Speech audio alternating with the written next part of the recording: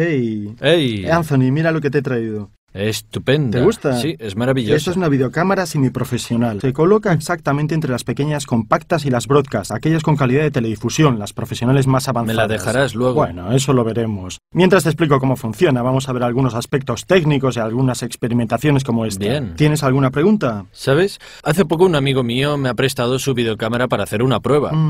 Y me estoy apasionando muchísimo. Bien. Solo que me gustaría saber cómo poder utilizarla mejor. También me gustaría saber cuáles son las cosas que debo tener en consideración a la hora de comprar una. Ah, por supuesto. Es muy importante aprender a conocerla también para poder comprar correctamente.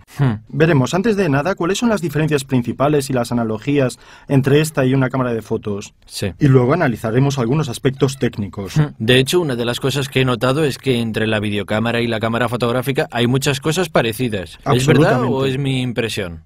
No, has dicho una cosa correcta. Fundamentalmente ambos son dispositivos que sirven para capturar imágenes. Así tendrán una lente, un sensor que transforma la luz en un impulso eléctrico y un soporte para grabar. ¿Cuál es la diferencia principal? Con una cámara fotográfica, tú eliges qué imágenes quieres inmortalizar. Posicionas la cámara, valoras las condiciones de la luz, las condiciones ambientales y haces un tu disparo. Con una videocámara, en cambio, la cuestión es un poco más complicada porque saca una serie de fotogramas en repetición. Sí. Y por lo tanto efectúa un movimiento que puede ser el mismo que efectúas con tu mirada.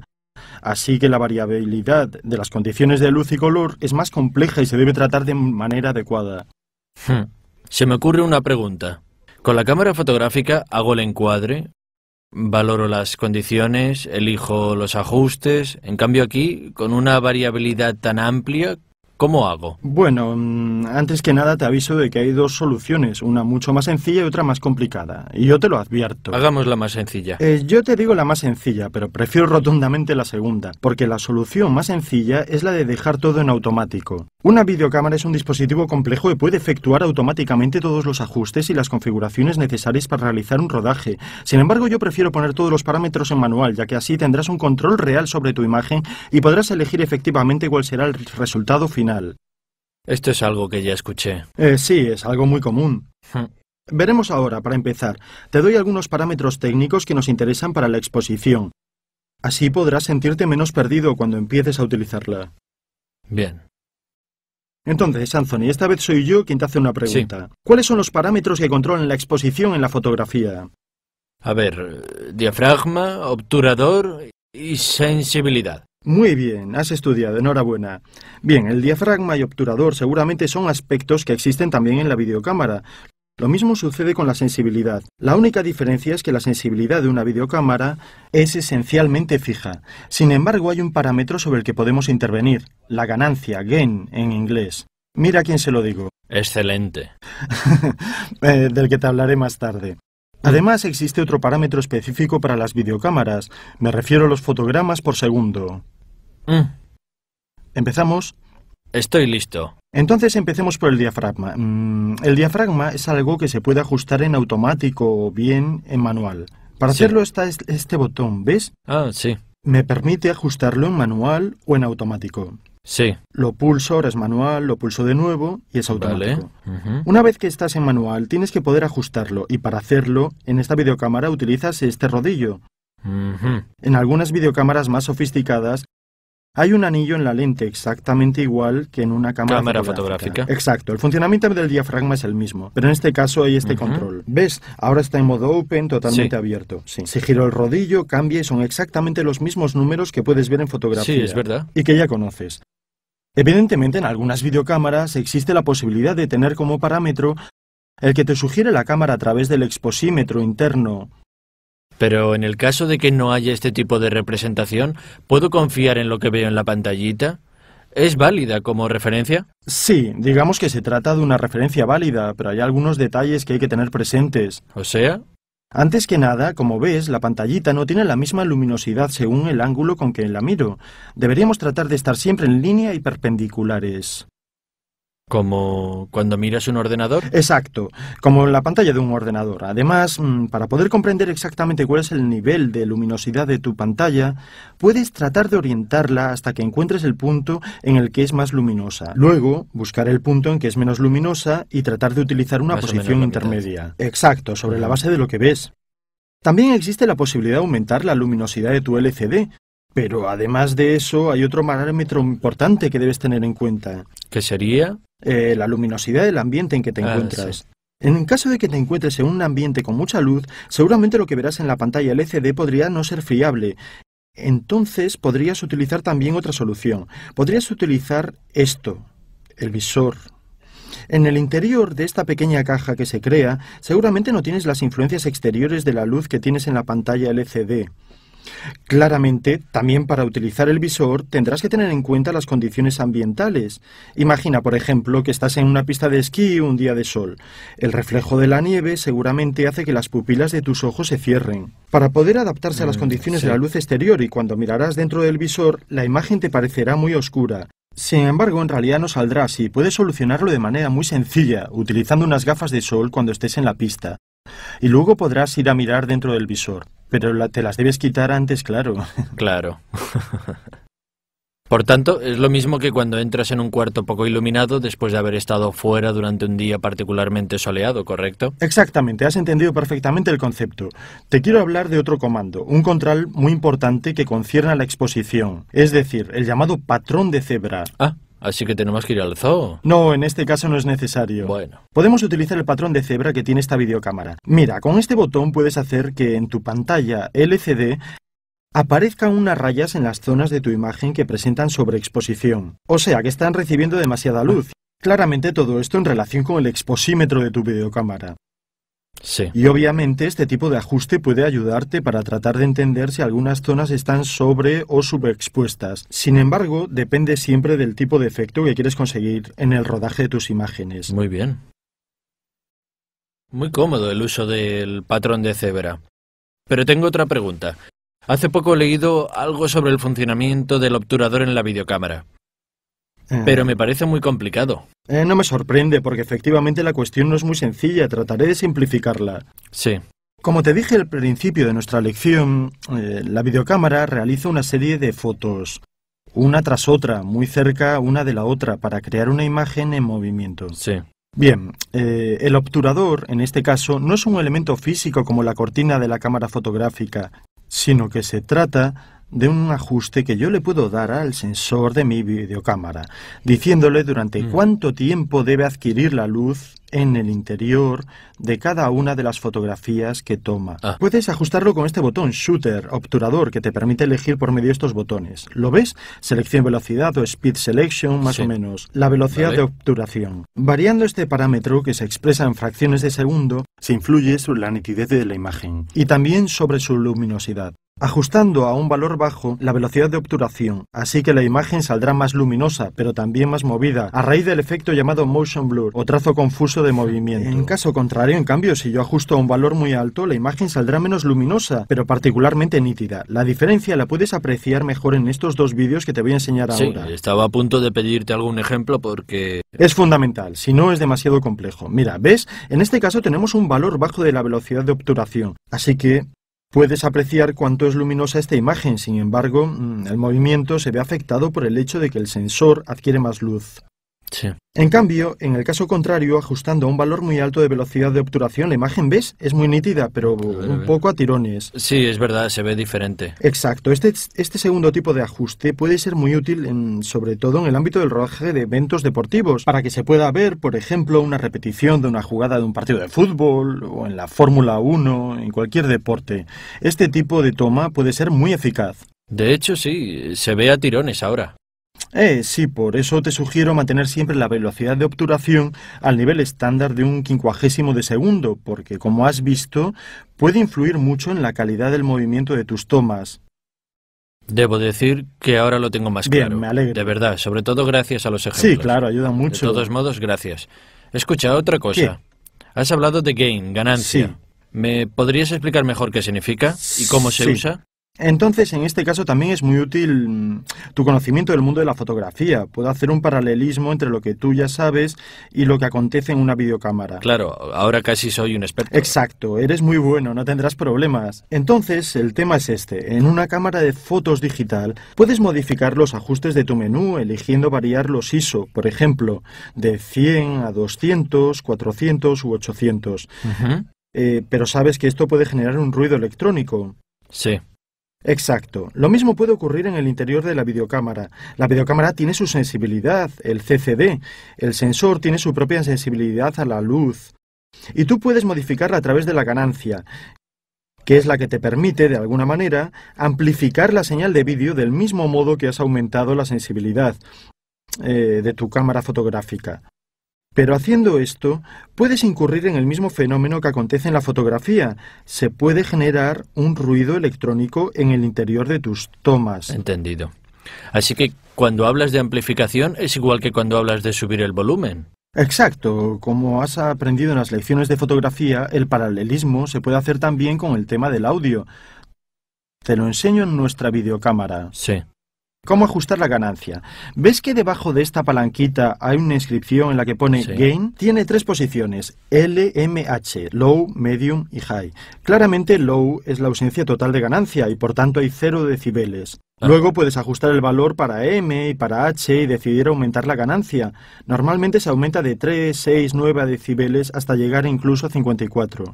Pero con resultados obvios, es decir, con un gran ruido electrónico en tus tomas. Digamos que con esta posibilidad de utilizar la ganancia, sustancialmente tiene que ver con las tomas con luminosidad escasa. Cuando hay poca luz y ya has abierto tu diafragma al máximo, puedes elegir aumentar la ganancia, pero con el inconveniente del ruido. O puedes intervenir sobre la velocidad de obturación, consiguiendo el motion blur, el trazo confuso de movimiento, el efecto que hemos visto antes. Claramente no se trata de algo que es incorrecto a nivel conceptual, sino que puede ser un medio expresivo que podrías tener la intención de utilizar. Sin embargo, por lo general, si hay poca luz, también con el diafragma abierto al máximo te sugiero que intervengas sobre la luminosidad del ambiente en que estás realizando las tomas. Veamos, Anthony, ¿has entendido hasta ahora lo que hemos examinado en nuestra videocámara? Has explicado todo muy bien. He entendido todo. Bien, me alegro mucho. Estoy listo para seguir adelante. Muy bien, pues seguiremos ahora con un tema nuevo. Hablemos de fotogramas por segundo, el así llamado frame rate o velocidad de imagen. Entonces, como te he dicho al principio, la videocámara, para poder crear la ilusión de la imagen en movimiento, toma una serie de fotografías. Es decir, una serie de fotogramas consecutivos para poder, al enseñárnoslos uno tras otro, mostrar una imagen en movimiento. El número de fotogramas que toma la cámara fotográfica normalmente es fijo. Sin embargo, con la evolución de las videocámaras más modernas, es un parámetro que se puede modificar.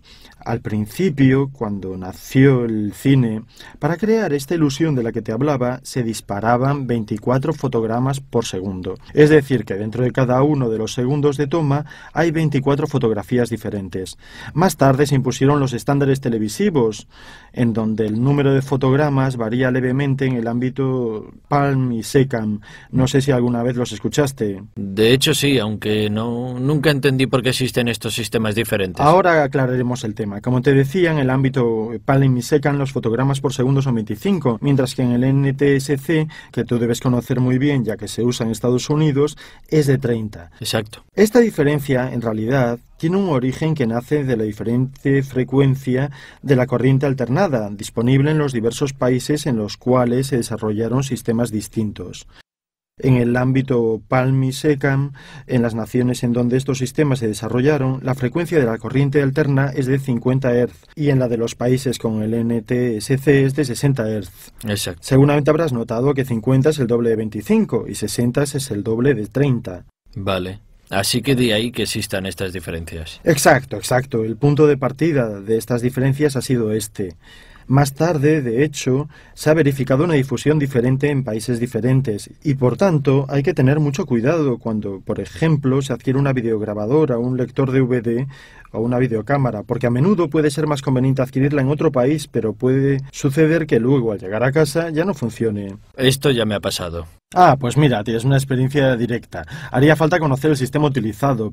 Pero tú has dicho que en Europa existen dos sistemas, PAL y SECAM. Sí. ¿Y por qué dos sistemas? ¿No van los dos a 25 FPS? Sí, es una buena pregunta. Sin embargo, el número de fotogramas por segundo no es el único parámetro que diferencia unos sistemas de otros. Hay que hablar también de tamaños de las imágenes y de diferentes modulaciones de las fases del color. Por ejemplo, el sistema NTSC tiene un tamaño de 720 a 525, en cambio PAL y SECAM 720 a 625. ¿Y qué quieren decir estos números? De hecho, determinan el tamaño de la imagen en cada uno de los puntos, en píxeles. Eso significa que son 720 píxeles, punto por punto, en horizontal. Y 525 o 625 en vertical. Luego, como te he dicho, intervienen las diferencias que conciernen al color, y es así que los sistemas siempre tienen alguna característica en común y otras no. Bueno, diría que estamos penetrando en las técnicas. Seguramente sí, se trata de temas técnicos bastante complejos, y quienes tienen nociones de electrónica seguro que lo entenderán mejor. Sin embargo, estos aspectos no son tan difíciles y sería bueno profundizarlos. Por supuesto que lo haré. ¿Me explicarías un momento dónde se utilizan todos estos sistemas en el mundo? PAL, NTSC, Sí, SECAM... claro, te lo enseño. Mira, con la ayuda de este mapa. Como puedes ver, en las zonas verdes se utiliza el sistema NTSC.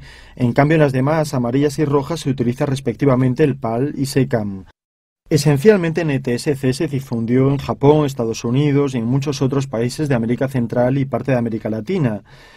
En los demás, en cambio, PAL y SECAM predominan. Pero, en caso de que tenga una grabación NTSC... Sí. ¿Podrías convertirla? Sí, es un procedimiento bastante caro, pero seguramente es posible. Decimos que conviene procurar utilizar el sistema que tiene vigencia en cada país.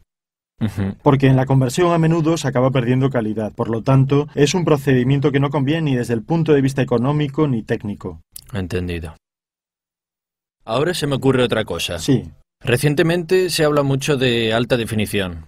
Sí. Ahí también vale lo de PAL, NTSC, SECAM, 24, 25, 30 fotogramas por segundo. Bien, mira, te anticipo desde ahora que la alta definición es un tema tan actual, con tantas características y tan complejo, que merece una reflexión y un tratamiento aparte.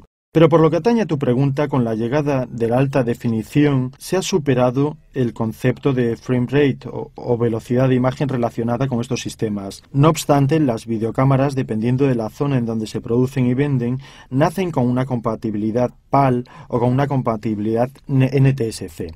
Esta, por ejemplo, tiene una compatibilidad con PAL, así que puede grabar también en fotogramas diferentes respecto a los 25 de la velocidad de imagen tradicional PAL. Sin embargo, nació para utilizarse en el ámbito PAL, puesto que los vídeos se pueden visualizar también con aparatos que no son de alta definición o porque se pueden reelaborar y manejar de alguna manera con aparatos preexistentes. Pero obviamente subrayo que la llegada de la alta definición hace que toda esta diferenciación se vuelva un poco obsoleta. Seguramente se superará. Pero hay que decir que es muy importante la compatibilidad con la corriente de los varios países. Así que estos 50 y 60 Hz condicionan más que cada uno de los frame rate la elección de un formato en lugar de otro. Para terminar, te diré que también tenemos a disposición videocámaras de alta definición que permiten claramente a costes mayores la compatibilidad tanto con PAL como con NTSC. Me parece interesante esto. Sí, la cosa realmente interesante es que ahora con las videocámaras menos caras es posible efectuar grabaciones con velocidad de imagen variable. ¿Y qué quiere decir? Bueno, te explico. Cuando llegó la alta definición, me refiero a hace algunos años, era posible efectuar grabaciones gracias a esta tecnología con un frame rate con una velocidad de imagen diferente a los 25 fotogramas por segundo del PAL o a los 30 del NTSC. Sin embargo, la tecnología de las videocámaras dependía de la cinta, el único soporte en que se grababa, y por lo tanto solo las cámaras de televisión muy costosas podían hacer grabaciones con velocidad de imagen variable. La sucesiva llegada de las videocámaras como esta, que tienen la memoria sólida, como por ejemplo estas tarjetas o las que graban directamente en el disco duro, han hecho posible en cambio grabar con una velocidad de imagen diferente para conseguir esos efectos que vemos a menudo en los anuncios. Por ejemplo, un saltador de trampolín que salta en una piscina en slow motion a cámara lenta o una flor que se abre casi en un instante dependen de las grabaciones hechas. En el caso del saltador será 200 fotogramas por segundo y en el caso de la flor a 1 fotograma por segundo. La reproducción se hace igualmente a 25 fotogramas por segundo, así que en el caso del saltador será 8 veces más lenta y en el caso de la flor 25 más rápida. Ahora entiendo cómo se hace. Muy bien, Anthony. Hemos terminado la primera lección. Hemos examinado algunos aspectos muy interesantes respecto a la exposición, el diafragma, la velocidad del obturador o shooter, la ganancia, gain, y la velocidad de imagen frame rate, o sea, el número de fotogramas por segundo. Hablamos de velocidad de imagen, además hemos tratado los diferentes sistemas PAL, SECAM y NTSC. Y hemos empezado a afrontar, siempre partiendo de la velocidad de imagen, la alta definición, tema que profundizaremos aparte. ¿Ahora crees tener algunas bases sólidas? Pero, por supuesto, bromeas. Muy bien. ¿Al final me la dejas? Claro que te la dejo para que te la lleves. Ven, No, sígueme. yo quería decir... Ven.